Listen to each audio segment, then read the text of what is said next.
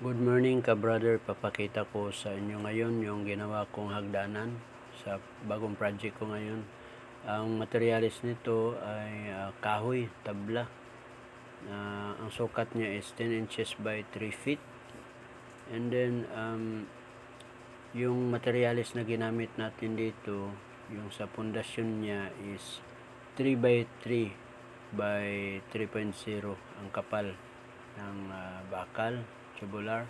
At saka may tubular din dito na 2 by 4 by 2.0 at saka angle bar. At dito sa gilid may angle bar din ito na naka-concrete yan sa wall, naka-nansag yan para matibay talaga at ka-screw. At sagad sa sahig yung tubular natin.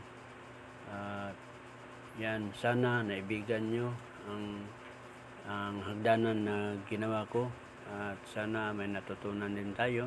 Salamat sa inyong lahat.